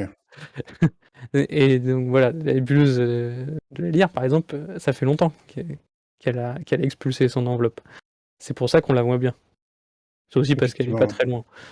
Voilà. Mais on trouve régulièrement des nouvelles nébuleuses planétaires et donc ça permet d'étudier un peu Mais leur fonctionnement. on va parler plutôt de millions d'années, j'imagine. Ouais, je pense que c'est plutôt dans ce genre-là parce que ça correspond à la durée de vie de la géante qui est de l'ordre de plus de quelques millions d'années. Voilà.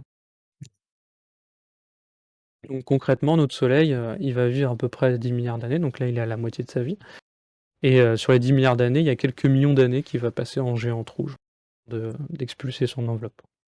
Donc le Soleil, lui, ne terminera pas en supernova. C'est ça. Mais du coup, il terminera, le cœur de notre Soleil va finir en naine blanche, qui va refroidir tout doucement parce que dans une naine blanche, on ne peut plus vraiment avoir de réaction thermonucléaire. Donc il va refroidir et concrètement, il met plus de 20 milliards d'années à refroidir et devenir ce qu'on appelle une naine noire.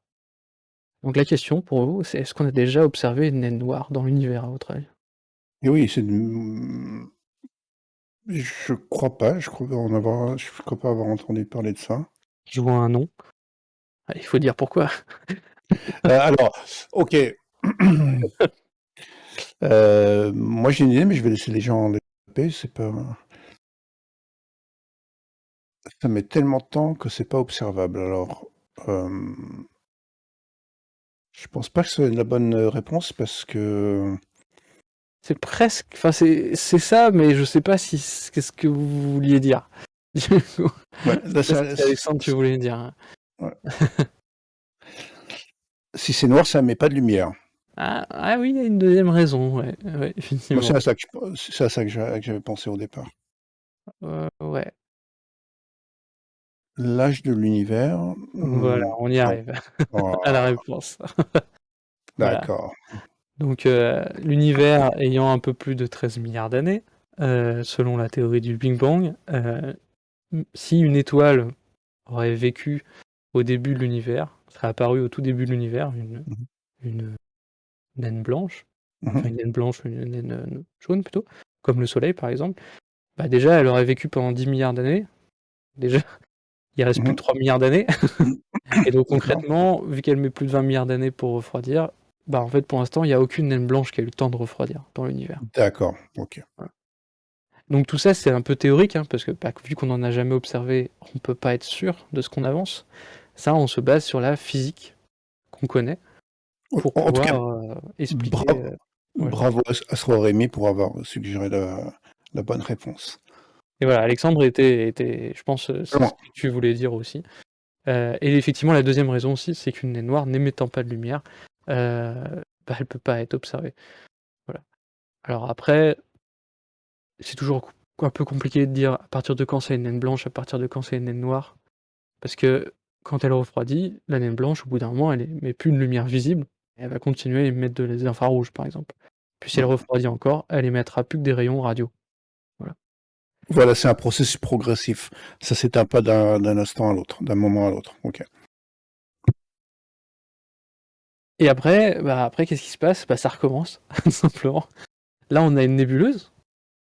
Donc en fait, on va avoir des centaines d'étoiles qui vont exploser, qui vont partir en nébuleuse planétaire ou en supernova en fonction de la taille de l'étoile, Mhm. et qui vont le gaz expulsé dans l'univers, du coup, et les poussières qu'il y avait autour, va se mélanger et va donner une nouvelle nébuleuse.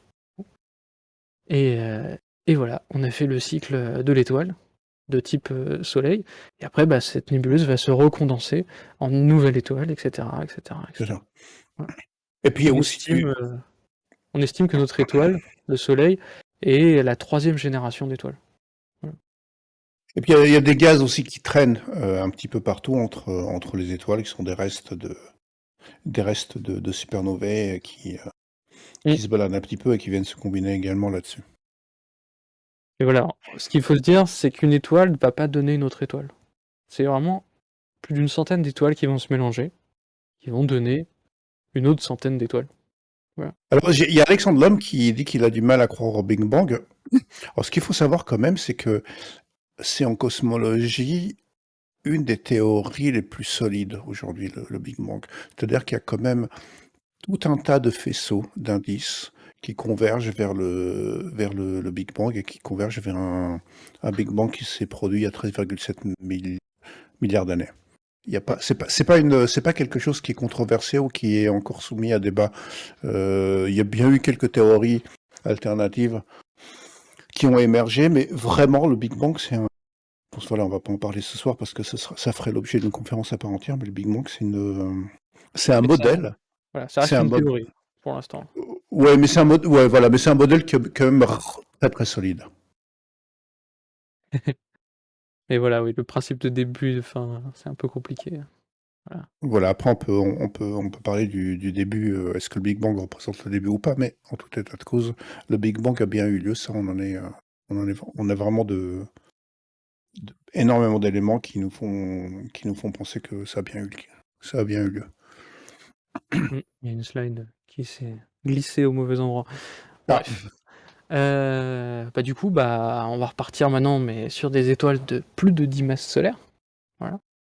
Donc ces étoiles, pareil, hein, elles démarrent de la même façon, par un nuage de poussière et de gaz qui va se condenser et créer des étoiles. Donc là, c'est la nébuleuse d'Orion. Il va créer ce qu'on appelle des géantes bleues. Donc des géantes bleues, alors par exemple, là, sur cette image, à l'échelle de taille, vous avez une naine rouge, une mhm. naine jaune, ça c'est le soleil, une naine bleue, ou étoile bleue, c'est pas forcément toujours naine d'ailleurs. Et ce que vous voyez derrière, le gros truc, c'est une géante bleue. D'accord. Donc on ne sait plus la même taille d'étoile. On change de taille. Non. Ouais. Bah déjà tout à l'heure avec Betelgeuse, c'était intéressant. Ah là, on était sur des géantes aussi, hein. Ouais. Après, vous allez me dire, ouais, mais alors du coup, celles qui démarrent en géante rouge, qu'est-ce qu'elles font comme cycle? Ça dépend de leur masse. Si elles font moins de 10 masses solaires, elles finissent directement en nébuleuse planétaire. Par contre, si elles font plus de 10 masses solaires, elles vont rentrer dans le cycle qu'on verra juste après. Enfin, qu'on va voir là maintenant. Et Ah, pourquoi est-ce que ça tire pas vers le violet? Et alors, alors, c'est une couleur qu'on voit pas, le violet dans l'univers. je vais revenir juste à... Elle est où? Mhm. Elle est presque là. Voilà. À cette slide-là, on voit dans le rayonnement du corps noir que plus on part sur la droite, plus ça devient piqué. Donc plus la couleur va être marquée, en fait. Et en fait, plus on va sur la gauche, donc plus on va dans X, UV, etc., et plus la courbe va être aplatie. Donc ça va avoir tendance à mélanger les couleurs. Donc en fait, une étoile qui va être très chaude, donc qui sera dans les violets, en fait, bah, on verra pas forcément du violet parce que ça sera un mélange de bleu et d'ultraviolet, voilà, qui va se On passer. est, ouais, on est très, très proche du bleu, trop proche du bleu pour, C'est ça. Et donc ça va se mélanger, donc on n'aura pas forcément des étoiles qui seront très, très visibles. Voilà. En plus, le violet, l'œil humain a énormément de mal à le voir. Et les capteurs type CCD qu'on utilise sont pas très sensibles dans le violet, et encore moins dans l'ultraviolet. Voilà. Mais il existe des étoiles, il me semble, qui sont effectivement violettes, voire un peu ultraviolettes, mais c'est pas des choses qu'on peut voir à l'œil. Du coup, c'est un peu compliqué oui, de se le représenter comme ça. C'est des instruments autres que des capteurs visuels qui les ont pris en photo. c'est Voilà. ça. Et alors, on parle souvent des étoiles vertes. Bah, les étoiles vertes, en fait, elles existent. C'est juste que on appelle ça des étoiles blanches, en fait. En D'accord. fait, parce que dans l'arc-en-ciel, il n'y a pas de blanc.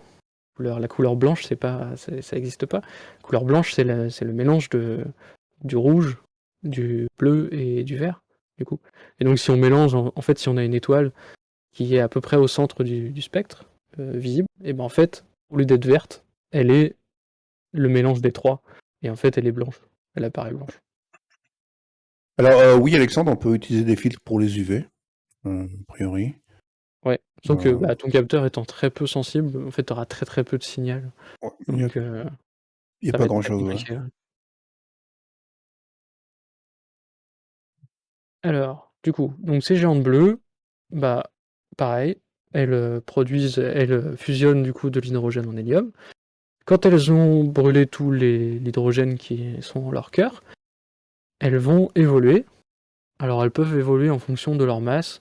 Donc là, vu qu'on parle de plus de 10 masses solaires, il peut y avoir des étoiles très très grosses euh, qui vont continuer à être des géantes bleues, vont devenir soit des super géantes bleues, euh, et qui vont du coup continuer à assembler de l'hélium en carbone et oxygène sans forcément changer de couleur. Elles vont se dilater un petit peu, parce que vu que c'est des réactions qui produisent plus d'énergie, elles vont se dilater. Et une fois qu'elles auront en gros consommé le maximum de carburant qu'elles pouvaient consommer, du coup elles vont arrêter leur réaction, se contracter, relancer leur réaction avec des réactions beaucoup plus fortes et partir en super géante rouge. Voilà. Ça, c'est une photo d'artiste, il me semble de Betelgeuse, je crois. Ouais, je crois que c'est ça. Je crois que c'est elle, ouais. Bref. Donc c'est des étoiles qui ressemblent pas du tout au soleil, hein. Mm. Voilà. C'est des étoiles qui se déforment beaucoup en fait. Sont pas du tout, c'est pas du tout des sphères, voilà. C'est Contrairement au ça, soleil. c'est ce dont on parlait tout à l'heure avec la photo de Betelgeuse qui est vraiment toute boursouflée, là. Elle est en fin de vie, on voit bien Voilà. que ça bouillonne à l'intérieur. C'est ça, ça se déforme dans tous les sens. Et donc c'est à ce moment-là en fait, pendant les quelques minutes de vie qui va rester alors cette super géante rouge, là on est en dessous du million d'années hein, de durée de vie. Voilà, c'est quelque chose qui est vraiment très peu stable. Alors à l'échelle humaine c'est beaucoup encore, hein. Mais à l'échelle de Oui, l'univers c'est rien. c'est rien Voilà. du tout, ouais. Et du coup, les quelques minutes qui va rester à cette super géante rouge, avant de lancer la vidéo, Bleu? euh, Non, super géante peut-être. rouge. Donc, Rouge, pardon. d'abord, cette géante bleue, elle peut se transformer en super géante bleue ou démarrer en super géante bleue. C'est pareil, une étoile aussi peut démarrer en super géante rouge. Mais du coup, elle est très instable, donc elle va prendre le cycle en cours de route, en fait. Voilà. Et donc, elle est très très instable, et si l'étoile est assez grande, elle peut commencer à produire du fer pendant quelques minutes en son cœur. Et au moment où elle va produire le fer, vu que c'est la dernière réaction qu'elle peut faire, elle peut plus fusionner d'autres éléments. C'est impossible dans une étoile de fusionner plus que des atomes de fer, pas plus que des atomes pour donner du fer, exactement. Donc quand l'étoile est constituée de fer, quand le cœur de l'étoile est constitué de fer, elle arrête toutes ses réactions thermonucléaires, ce qui va faire qu'elle va se comprimer énormément, très rapidement. Au bout d'un moment, elle pourra plus se comprimer, elle va atteindre une limite. Puis après, l'enveloppe, du coup, qui commence à se contracter sur l'étoile, va être du coup éjectée dans l'univers de façon très brusque et très rapide. Voilà. Et donc c'est ça qu'on appelle une supernova. Là, l'étoile va expulser son enveloppe en one shot. L'analogie, c'est vous prenez un vieux tube cathodique, des vieilles télés là, et vous balancez un caillou dessus. Et ce qui se passe, c'est que À ne pas comme le faire. tube, Ah, il y a des trucs dangereux dans le tube ouais, cathodique. voilà, ouais, il y a pas, alors faut être loin pour le faire, puis il faut mettre ça dans l'eau de toute personne. Et ce qui va se passer, c'est comme le tube cathodique à l'intérieur, il est vide, il n'y a pas d'air, il y a très peu d'air en fait. Le tube va s'effondrer sur lui-même, les bouts de verre vont rebondir sur eux-mêmes une fois qu'ils sont arrivés au centre du tube et vont repartir dans l'autre sens. C'est exactement la même chose qui se passe dans une supernovae. Euh, la réaction nucléaire s'éteint quasiment d'un seul coup. Il y a tout le poids de l'atmosphère là au-dessus qui s'effondre par la gravitation et ça fait une implosion cataclysmique. C'est ça. Alors, il y a des fois des situations intermédiaires où la supergéante rouge, au lieu d'exploser tout de suite en supernova, elle expulse son enveloppe. Voilà. Une sorte de mix entre la nébuleuse planétaire et la supernova. Ça existe, D'accord. voilà. Mais ça, c'est un cas particulier. Hop. Alors, on va lancer la bestiole.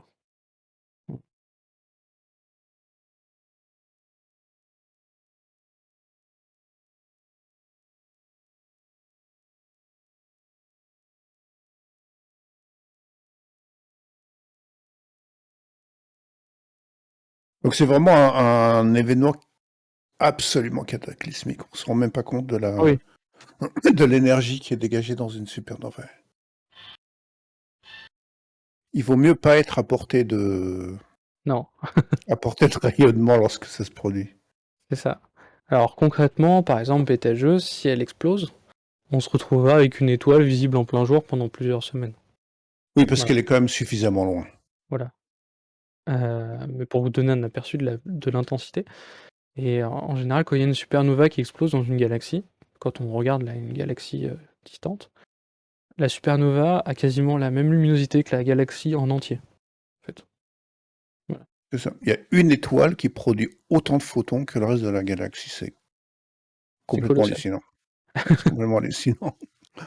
Et Et ça, donc, c'est de la lumière visible. Et on parle pas oui, du rayonnement gamma qui est produit, c'est ça. deux autres rayonnements qui partent également.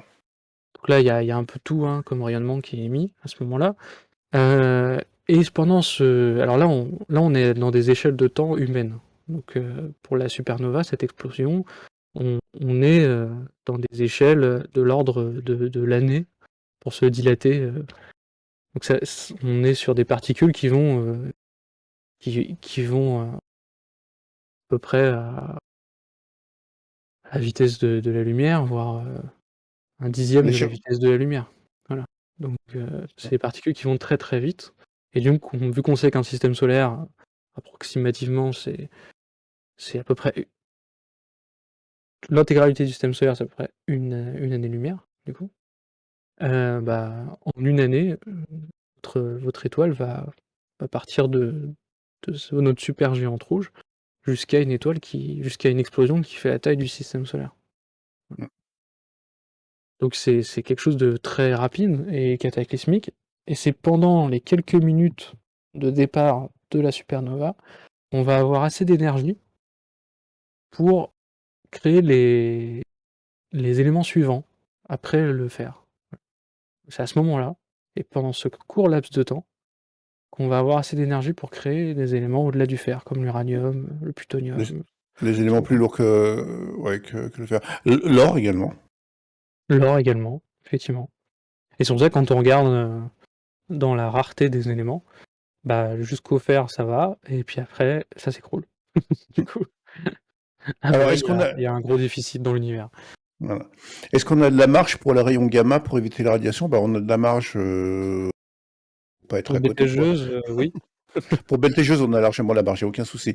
Il n'y a aucune étoile qui est proche de la supernova qui menace la Terre. Voilà. On a l'avantage d'avoir eu les catalogues Hipparcos et Manon Gaïa qui nous donnent qui nous permettent de connaître assez bien les étoiles qui sont autour de nous. Voilà. Et on n'a pas de.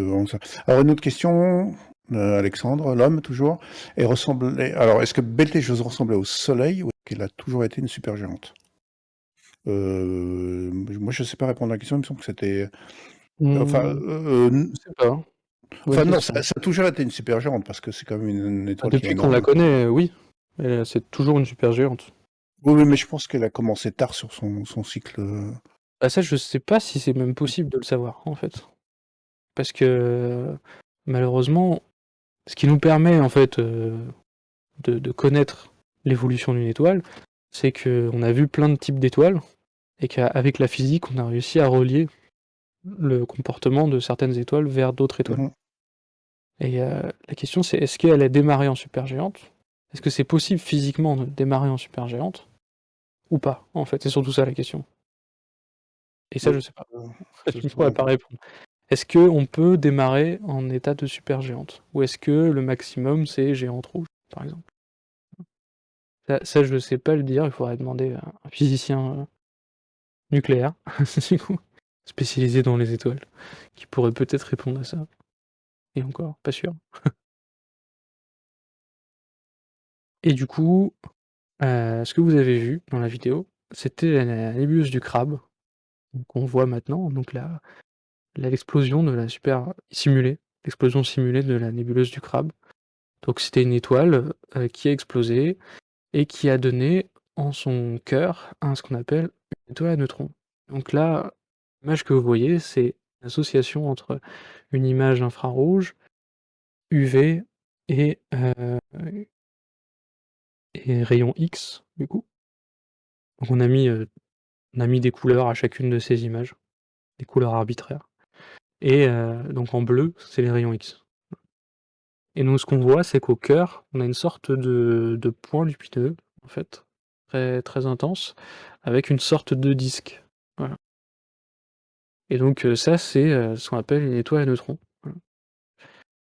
Alors pourquoi on parle beaucoup de cette nébuleuse? Parce que cette nébuleuse, dans, dans l'histoire de l'humanité, on l'a observé. On a observé son explosion, en fait. Supernova, on a observé son explosion. Et en fait, alors comment on l'a su? Parce que on l'a observé dans le ciel et puis on s'est dit physiquement, elle est pas très grande, donc elle a pas dû exploser il y a longtemps. Et du coup, grâce à la physique, on a essayé d'en déduire l'année où elle a explosé. Et on a Mhm. cherché dans ce qu'on appelle, enfin dans l'histoire de l'humanité, pour voir si quelqu'un avait pas observé une étoile en plein jour, du coup. Mhm. Et il s'avère que oui. Et il s'avère que c'était en Asie que ça a été observé. Alors, attendez. Alors, il y a Euh, Alexandre qui dit que c'était en l'an 764. Je ne sais pas si c'est la vraie. En tout cas, c'est ce qui je semble sais bien. plus, c'est ça que je recherchais, j'ai oublié de regarder.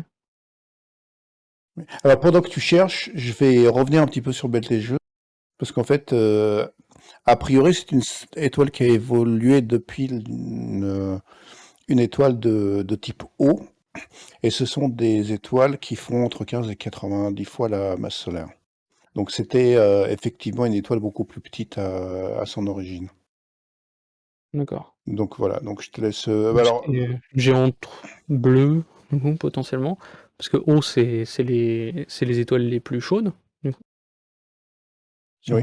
si on reprend notre diagramme de tout à l'heure. Donc c'était sûrement une géante bleue ou une super géante bleue qui s'est transformée en super géante rouge. Mm. Alors, donc pour le crabe, ça a été observé en l'an 1054. En Voilà, 1054, d'accord. Ok. voilà, par plein de gens, hein, je pense, sur Terre, mais ça a été bien cartographié par, par, par des astronomes asiatiques, du coup. Et je dis chinois, mais je sais pas si ça c'était déjà la Chine à l'époque. Je pense que Mais oui. oui, Mais, à l'époque, oui. Mais effectivement, il y a des traces d'observation qu'on trouve dans l'histoire voilà. de cette supernova. Et du coup, quand on regarde sur leur carte du ciel, et ben, on s'aperçoit qu'ils avaient une étoile à cet endroit-là et que nous, maintenant, on est une nébuleuse. Mm. Et donc, ça correspond. Voilà. Donc, c'est assez sympa de se dire ça. Et puis, je sais pas ce que ça vaut, mais il y avait une autre nébuleuse apparemment qui avait été observée, mais plutôt dans des époques bien plus reculées de l'humanité. Et apparemment, ils avaient trouvé des traces dans des grottes d'observation. D'accord, Je ok. sais pas ce que ça vaut, hein, ce genre d'informations. Prendre avec des pincettes. Voilà. Ouais, c'est clair. Et donc, on en vient à la dernière étape d'une étoile géante bleue. Voilà. Et en fait, bah, qu'est-ce qui reste au centre? Parce que, bah, comme je vous ai dit, juste avant que ça explose en supernova, l'étoile a été extrêmement concentrée, et donc il reste le cœur, qui lui n'a pas explosé. Et donc ce cœur d'étoile, en fonction de la masse de l'étoile, il va soit se transformer en étoile à neutrons, soit en trou noir, qu'on verra juste après. Donc l'étoile à neutrons, qu'est-ce que c'est? Bah, c'est une étoile qui est constituée bah, seulement enfin, on dit... On simplifie en disant que c'est une étoile qui est constituée principalement de neutrons, pas forcément vrai. On comprend pas exactement ce qui se passe totalement dans une étoile à neutrons, parce que là, la physique qu'on connaît s'arrête là. Et donc c'est pour ça que quand le schéma que vous avez à droite, concrètement, on sait pas ce qui se passe au centre d'une étoile à neutrons. Oui, On- là, les neutrons sont vraiment très proches les uns des autres, et on arrive à la limite de la, on arrive à la limite de la relativité générale et on sombre dans Dans la la physique physique quantique, quantique. On n'est pas très loin de ce qui se passe avec un trou noir. c'est ça. Et alors du coup, cette étoile émet encore de la lumière, et donc elle est constituée de... Il y a toujours les électrons, mais les électrons du coup gravitent autour de l'étoile.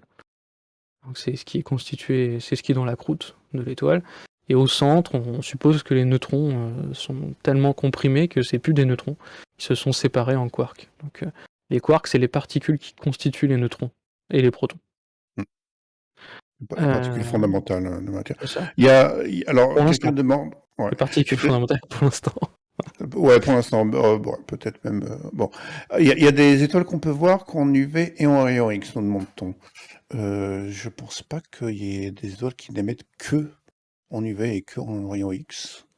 Alors, une étoile, de toute façon, ça reste un corps noir. Donc de toute façon, elle émettra dans tout le spectre. Voilà. Par contre, elle aura un maximum d'émissions. Donc une étoile qui aura son maximum d'émissions en rayon UV sera quand même observable en visible. C'est juste qu'elle sera très faible en visible. Par contre, si on regarde avec un capteur UV, et ben là, on la verra beaucoup plus lumineuse. Mais là, on parle Mais, d'étoiles très très chaudes. Donc là, c'est plus des cas exceptionnels que des généralités. hmm. Mais dans tous les cas, elle émet dans tout le spectre. Même notre étoile à nous, elle émet dans l'UV, dans les rayons gamma, et elle émet aussi en radio et en infrarouge. Voilà. Alors, sur ces étoiles à neutrons, donc c'est des étoiles qui font qui font des tailles qui sont un peu plus représentatives pour nous. En général, on a de l'ordre de la vingtaine de kilomètres de diamètre. Voilà. Donc c'est vraiment pas grand. Sauf que dedans, dans cette étoile, on va trouver plus de masse que le Soleil. Voilà. La Donc densité est absolument énorme. c'est ça. La densité est monstrueuse dans ce genre d'étoile. Et alors, ces étoiles-là, elles ont tendance à émettre des pulses radio. Voilà. Et si jamais ces pulses radio éclairent la Terre, c'est-à-dire que l'étoile tournant sur elle-même, de temps en temps, son pôle nord et sud va éclairer la Terre avec ses ondes radio et va émettre ce qu'on appelle un pulse. Et donc c'est pour ça qu'on va les appeler les pulsars. Voilà. Et certaines étoiles ont un très fort champ magnétique, et là on va les appeler, certaines étoiles à neutrons plutôt, ont un très fort champ magnétique, et là on va les appeler les magnétars. Ça c'est des sous-classes d'étoiles à neutrons. Et on peut avoir un pulsar qui est un magnétar. Hmm. Voilà. Donc là, pas la peine de vous dire que c'est des objets où on comprend qu'à moitié de ce qui se passe à l'intérieur. Hein. Mm. La physique est complètement larguée. Mais justement, c'est bien, parce qu'en étudiant les limites de notre physique, on peut mieux la comprendre et la remettre en cause sur certains points.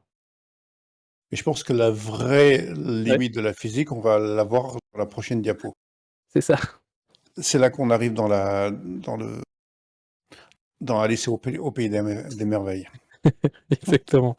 Donc la cinquième étape bis, c'est si vous avez vraiment beaucoup de masse, alors la limite n'est pas bien définie entre si vous faites un trou noir ou si vous faites une étoile à neutrons.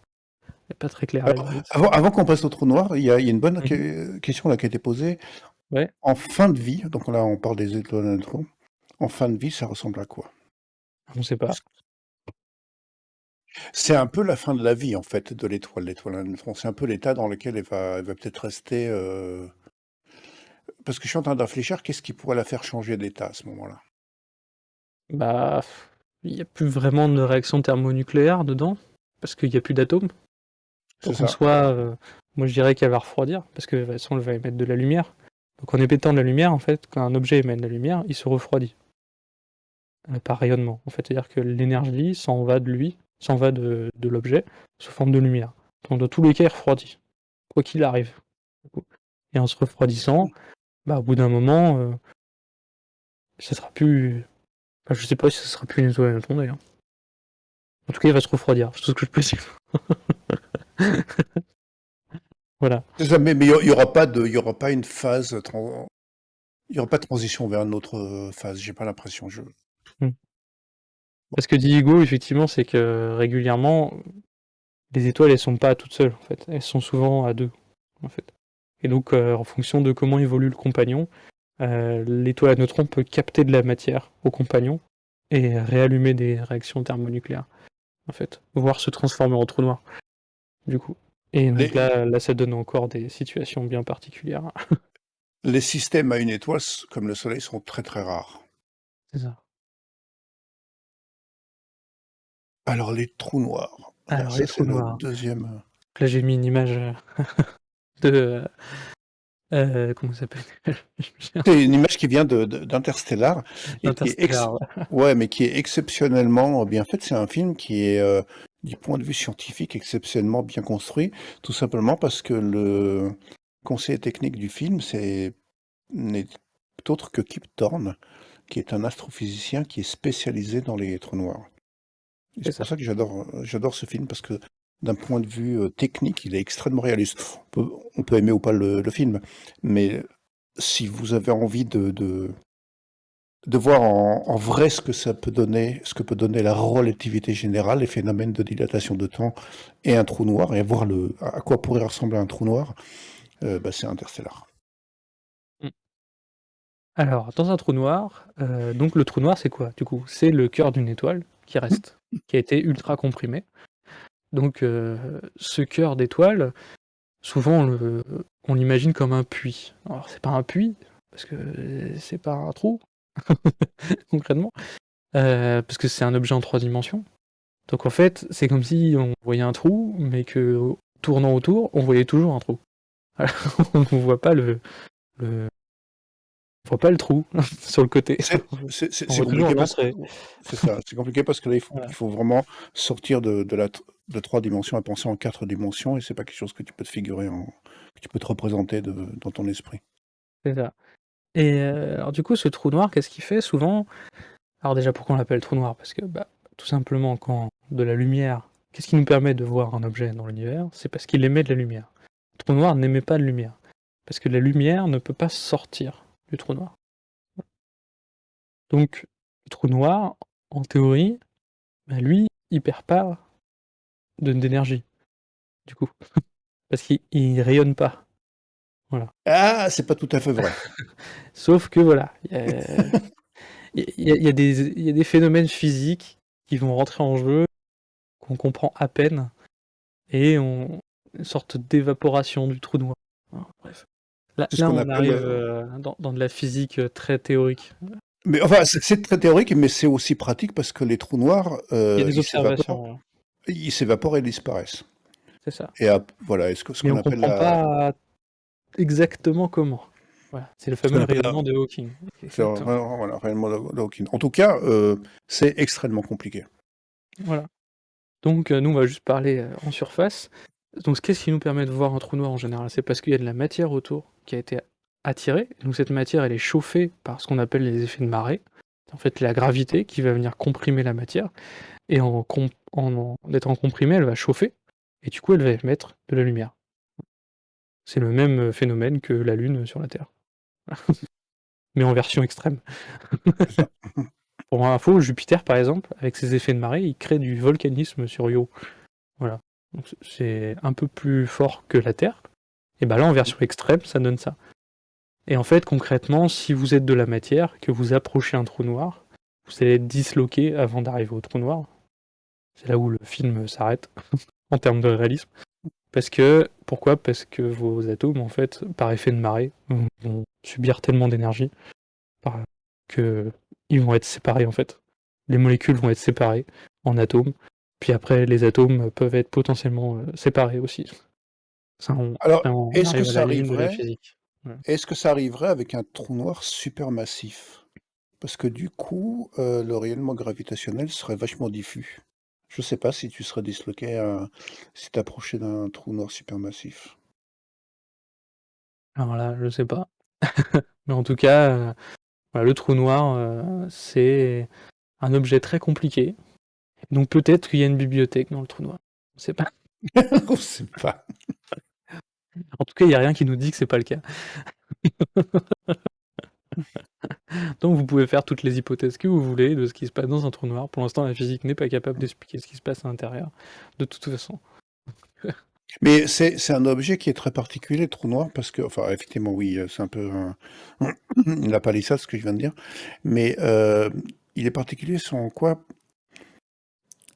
c'est un objet qui est, à l'échelle, macroscopique. C'est un objet qui rentre dans le cadre de la relativité générale, comme une étoile. Pourtant, c'est un objet qui a des qui a une dont la définition ressemble énormément à celui d'une particule fondamentale en cela qu'il peut être défini par seulement 3 propriétés. Sa position, sa masse et c'est-à-dire sa rotation. Ces 3 propriétés suffisent à définir un trou noir. Vous pouvez pas définir une étoile ou une planète avec seulement 3 propriétés. Pourtant, on pouvait le faire avec un trou noir. Et c'est le truc un petit peu bluffant dans un trou noir. Mm. Voilà. Alors il y a pas, quelqu'un parle d'une surface, il y a pas de surface, en fait. L'horizon des événements, c'est pas une surface. Enfin, c'est pas une surface matérielle, en tout cas. C'est simplement L'horizon des le événements, c'est même pas le. Ça correspond pas au cœur de l'étoile. En fait, ça correspond juste à l'endroit où la où la distance à gravité. partir duquel la lumière peut plus s'échapper. Donc si C'est elle ça. rentre, elle peut plus s'échapper, donc on voit pas le retour de la lumière, du coup on voit du noir, en fait. Simplement. Et quand on parle de lumière, on parle de rayonnement, de tout rayonnement électromagnétique. En réalité, on parle Mm. même d'information. C'est l'information qui ne peut pas s'échapper du trou noir. C'est ça. De toute façon, ouais, l'information qu'on a, c'est le rayonnement lumineux, donc de toute façon on n'a plus rien. Voilà. Et ouais, l'information qui rentre dans un trou noir est complètement scramblée, enfin mélangée, on peut plus la reconstituer. C'est intéressant. Et surtout la quantité de matière, donc d'information, parce que la matière, c'est de l'information en physique, qui peut rentrer dans un trou noir.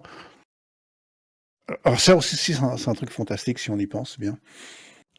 Si tu prends un sac ou un ballon de foot ou je sais pas quoi, la quantité de trucs que tu peux mettre à l'intérieur, ça dépend du volume du truc dans lequel tu mets la matière. Dans un trou noir, c'est pas le volume du trou noir qui définit la quantité de matière qu'il peut y avoir à l'intérieur, et donc du coup, la quantité d'information, mais c'est la surface. Et c'est là qu'on voit que c'est pas vraiment un objet physique comme les autres. Voilà, on arrive dans un truc où on a énormément de mal à expliquer.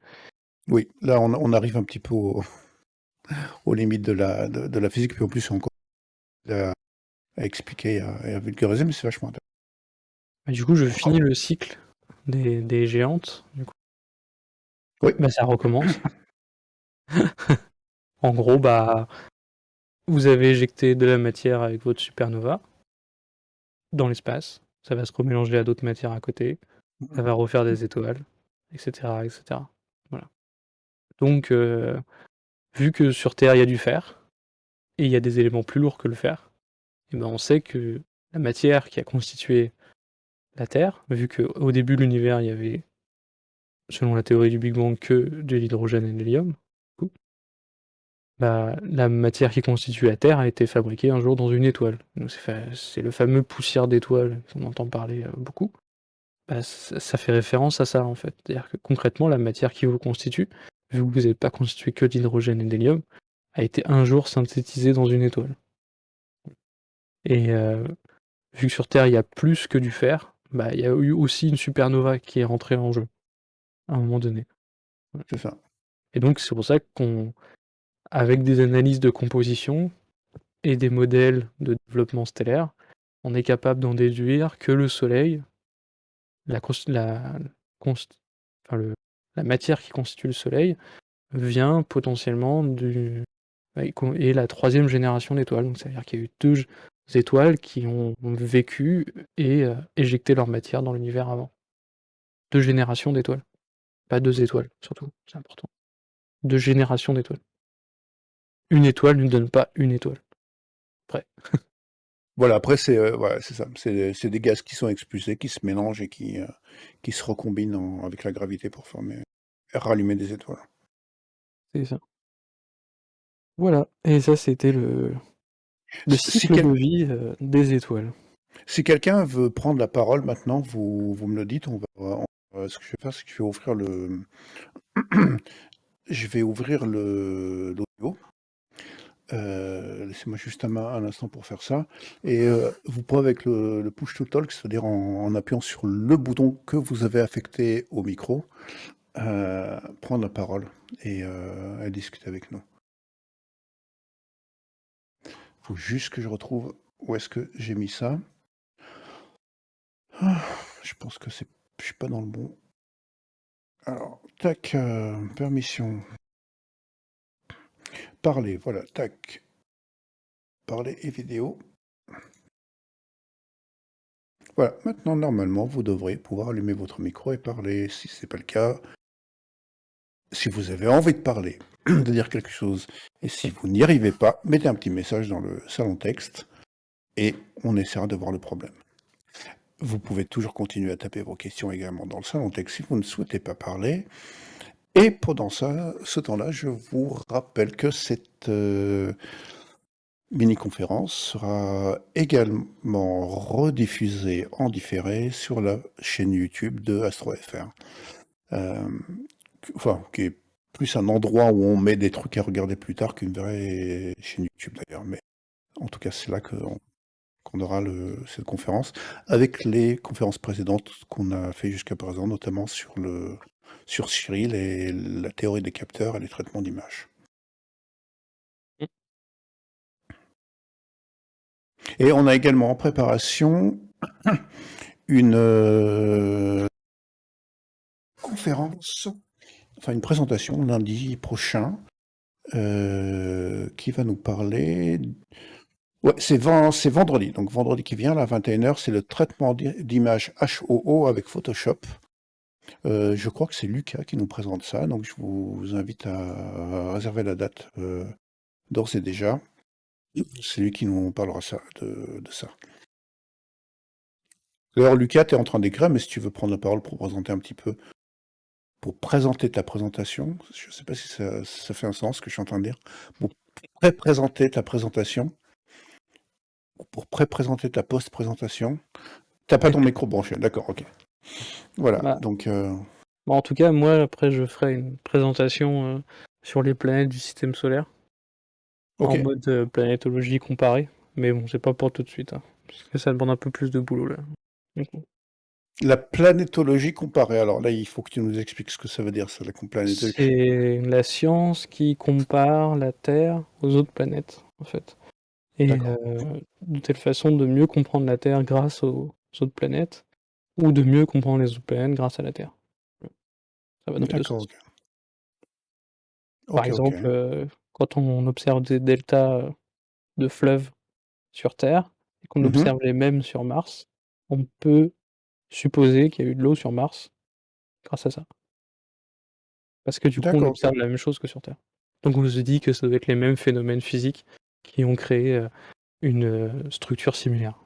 Voilà. D'accord, d'accord. Donc on parle déjà de géologie, d'exogéologie peut-être, je sais pas si ça se dit. De... Ouais, moi ce sera plutôt géologie, atmosphère, ce genre de choses. D'accord. Exobiologie, pas trop calé là-dedans.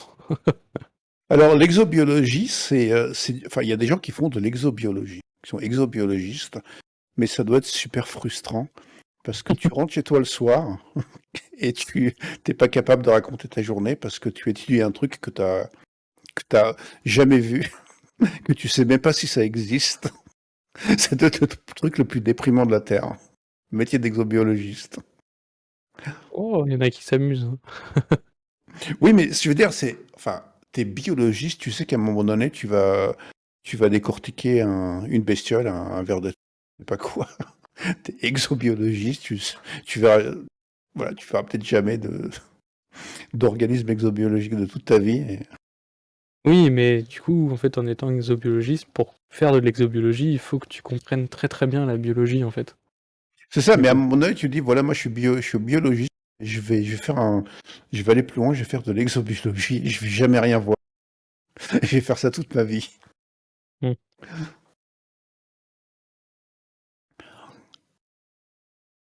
Alors, je Ouais. vois qu'il y a des gens qui écrivent, je sais pas si c'est pour poser des questions ou si c'est pour nous dire coucou.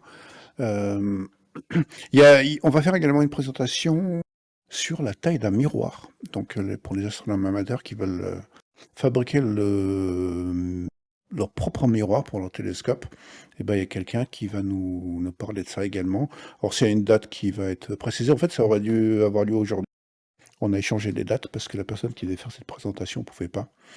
Et donc, ce sera pour une autre fois. J'ai l'impression qu'on n'a plus d'autres questions, donc je pense qu'on va terminer ça aujourd'hui. Et puis, donc, je vous rappelle, vendredi prochain, enfin vendredi qui vient, là, dans 2 jours, même heure, 21h, pour une nouvelle présentation par Lucas. Ceci. Bon. Voilà, et puis, hop là, alors si on a une petite question juste avant qu'on Ah, termine. Alors, de la dilatation des étoiles, pour qu'elles deviennent une géante rouge, sa température à la surface diminue-t-elle? alors oui, parce qu'elle devient rouge, en fait, tout simplement. Voilà, tout simplement. Rouge, c'est plus froid que bleu. Il Bah, faut vu peut-être... qu'on passe d'une naine jaune, donc on est plutôt à 5700, et on va passer en géante rouge, donc là on sera plutôt à 4000 et quelques Kelvin, du coup. De toute façon, à partir du moment où tu dilates une masse, elle va forcément perdre de la température.